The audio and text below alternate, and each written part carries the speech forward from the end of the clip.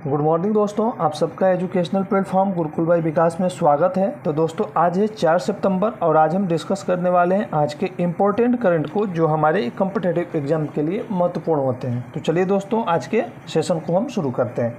आज का पहला क्वेश्चन है कि हाल ही में केंद्र सरकार द्वारा गठित 23वें विधि आयोग का कार्यकाल कितने साल का होगा। यानी कि जो 23वां विधि आयोग गठित किया गया है वो कितने साल का होगा। तो इसका राइट आंसर हो जाएगा ऑप्शन नंबर ए 3 साल। जो 3 साल इसका राइट आंसर हो जाएगा। 23वें विधि आयोग का जो कार्यकाल होगा वो 3 साल के लिए निर्धारित किया गया है। ओके, एक्सप्लेन देखते हैं इसका।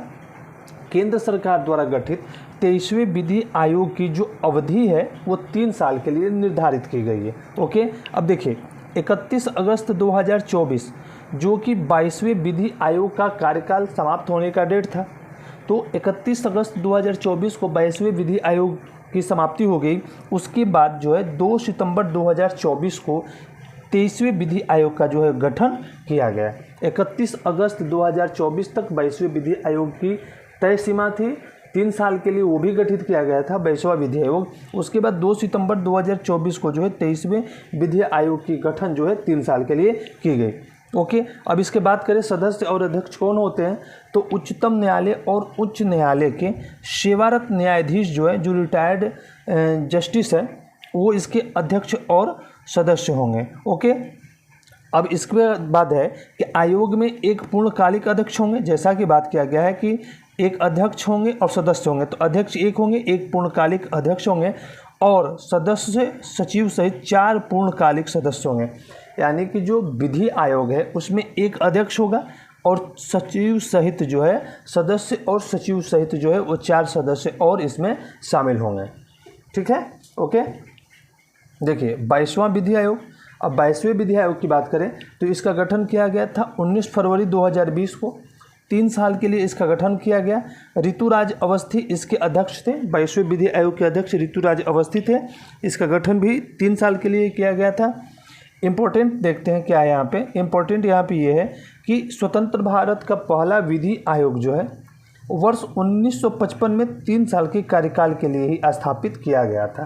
कुल मिलाकर ये जान लीजिए कि जो विधि आयोग है उसकी अवधि अब तक जो है वो 3 साल तक ही निर्धारित की गई है। और स्वतंत्र भारत का पहला विधि आयोग जो है वो सन 1955 में पहली बार जो है स्थापित किया गया था 3 साल के कार्यकाल के लिए। ठीक है, ओके। नेक्स्ट क्वेश्चन देखते हैं। देखिए नेक्स्ट क्वेश्चन है कि हाल ही में किस राज्य की विधानसभा में एंटी रेप बिल जो है वो पास हुआ है। किस राज्य की विधानसभा में पास हुआ है।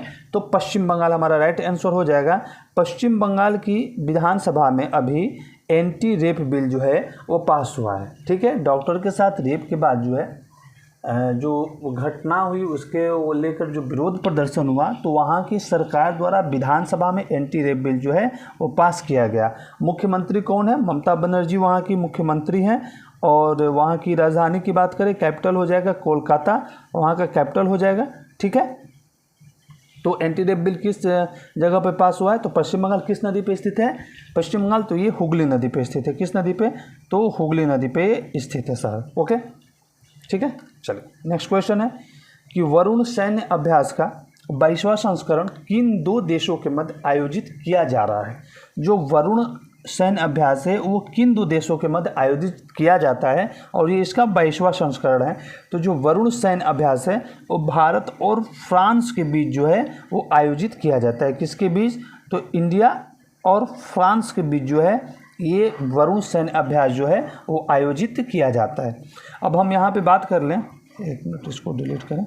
1 मिनट हम यहाँ पे बात करें कि भारत और श्रीलंका के बीच कौन सा युद्ध अभ्यास किया जाता है। तो भारत और श्रीलंका के बीच जो किया जाता है वो मित्र शक्ति क्या किया जाता है।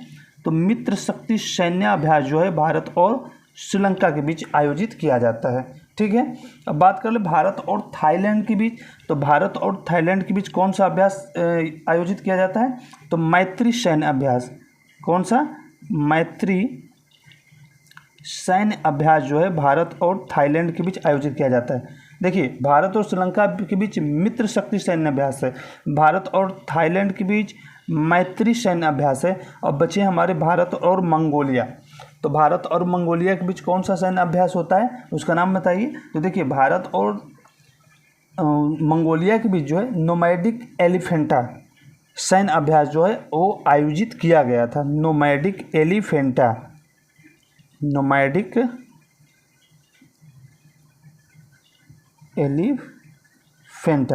नोमैडिक एलिफेंटा सैन्य अभ्यास जो है वो भारत और मंगोलिया के बीच आयोजित किया गया था। देखिए भारत और मंगोलिया के बीच जो नोमैडिक एलिफेंटा सैन्य अभ्यास आयोजित किया गया 16वां संस्करण जो है वो आयोजित किया गया। कहाँ पे आयोजित किया गया ये भी जान लीजिए। तो मेघालय के उमरोई में। कहाँ पर? मेघालय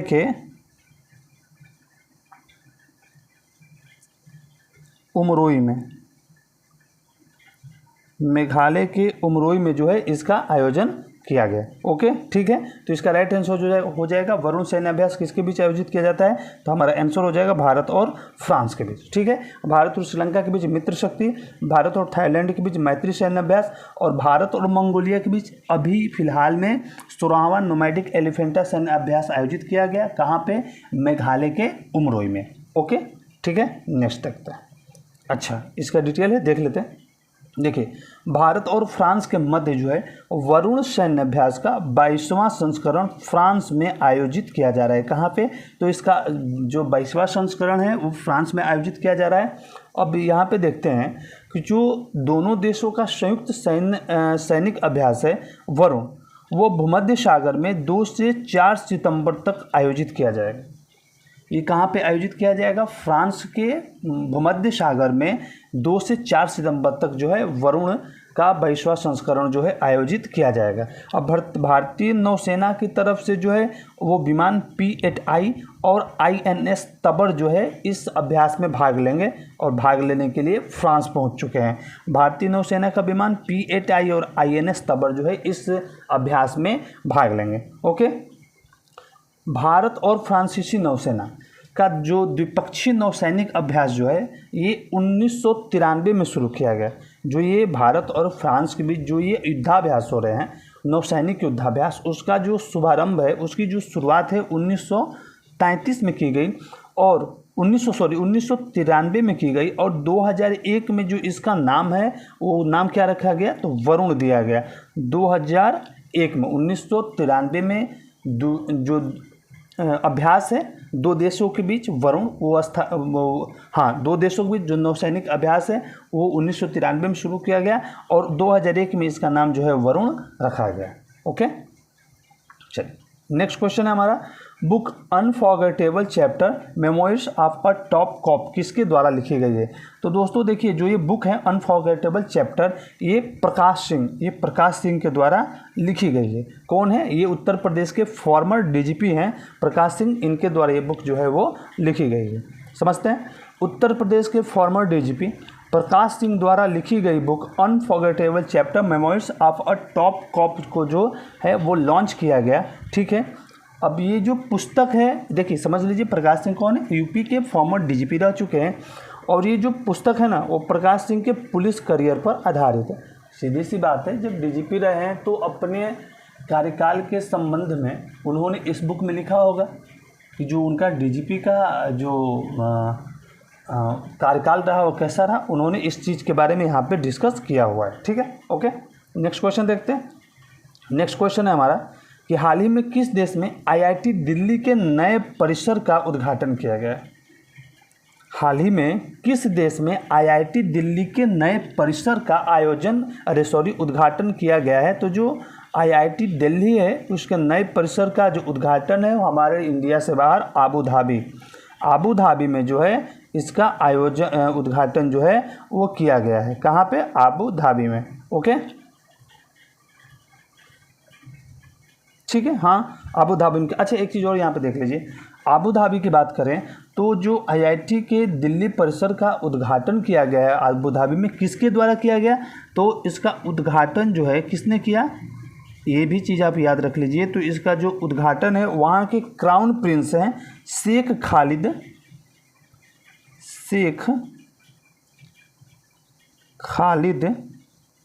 बिन मोहम्मद। कौन? शेख खालिद बिन मोहम्मद के द्वारा जो है शेख खालिद बिन मोहम्मद के द्वारा जो है जो वहाँ के क्राउन प्रिंस हैं आबू धाबी के, तो उनके द्वारा IIT दिल्ली के परिसर का जो निर्माण अबू धाबी में हुआ है उसका उद्घाटन जो है किया गया है किसके द्वारा, शेख खालिद बिन मोहम्मद के द्वारा इसका उद्घाटन किया गया है। ओके, ठीक है, समझ गए। नेक्स्ट, हाल ही में कहाँ पर देश में 5वां सेमीकंडक्टर प्लांट लगाने की प्रस्ताव को मंजूरी दी गई है? जो 5वां सेमीकंडक्टर प्लांट है वो कहाँ पर लगाने की प्रस्ताव को मंजूरी दी गई है? तो हमारा आंसर हो जाएगा गुजरात में देश के 5वें सेमीकंडक्टर प्लांट को लगाने की मंजूरी जो है दी गई है। ओके, देखिए केयंस सेमीकॉन की तरफ से गुजरात के साणंद में, कहाँ? गुजरात के साणंद में देश के 5वें सेमीकंडक्टर प्लांट लगाने के प्रस्ताव को मंजूरी दी गई है। ये प्लांट कहाँ पे लगाया जाएगा? जो 5वां सेमीकंडक्टर प्लांट है तो वो गुजरात के साणंद में किसके द्वारा लगाया जाए? तो केयंस सेमीकॉन के द्वारा इसे गुजरात में लगाया जाएगा। देखिए यह गुजरात में लगाया जाने वाला चौथा सेमीकंडक्टर प्लांट हुआ, जो टोटल 5वां सेमीकंडक्टर, टोटल 5वां लगा है गुजरात में, ठीक है। तो यह गुजरात में 5वां लगा है, लेकिन गुजरात में लगाए जाने वाला यह चौथा सेमीकंडक्टर प्लांट है, यानी कि देश के 5 सेमीकंडक्टर प्लांटों में से 4 जो है वो गुजरात में लगा है, ठीक है। प्रधानमंत्री मोदी की अध्यक्षता में कैबिनेट के द्वारा इस प्रस्ताव को मंजूरी दी गई। प्रधानमंत्री मोदी की अध्यक्षता में कैबिनेट की मीटिंग में इस प्रस्ताव को जो है वो मंजूरी प्रदान की गई है, ठीक है। अब देखिए 3307 करोड़ रुपये की लागत है इस परियोजना की। 3307 करोड़ रुपये की लागत वाली जो ये परियोजना है वो सालाना 63 लाख चिप का निर्माण करेगी, ठीक है। 3707 करोड़ रुपये की लागत से इस सेमीकंडक्टर प्लांट की, जो 5वीं सेमीकंडक्टर प्लांट है, जो उसकी जो गुजरात में लगाया जाएगा, 3307 करोड़ रुपये के लागत से यह परियोजना जो है सालाना 63 लाख चिप का निर्माण करेगी। 63 लाख चिप का ये प्रति वर्ष जो है निर्माण करेगी, ठीक है। अब जब ये गुजरात में लग रहा है केयंस सेमीकॉन द्वारा, तो अभी टाटा समूह के द्वारा ही एक अन्य सेमीकंडक्टर प्लांट जो है असम में लगाए जाने की घोषणा की गई।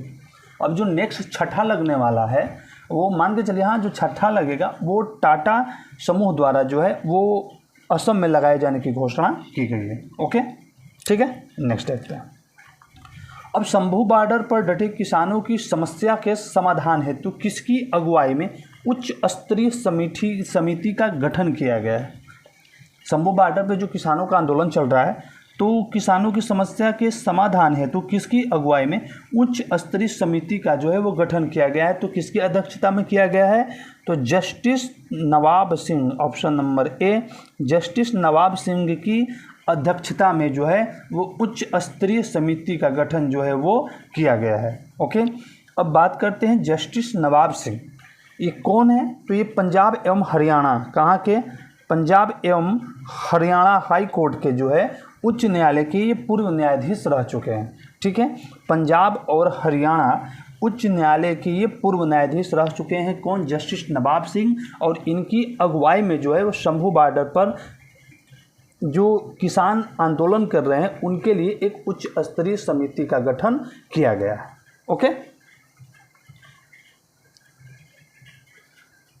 नेक्स्ट क्वेश्चन है हमारा कि पहले संयुक्त कमांडर सम्मेलन का आयोजन कहाँ किया गया है? पहले संयुक्त कमांडर सम्मेलन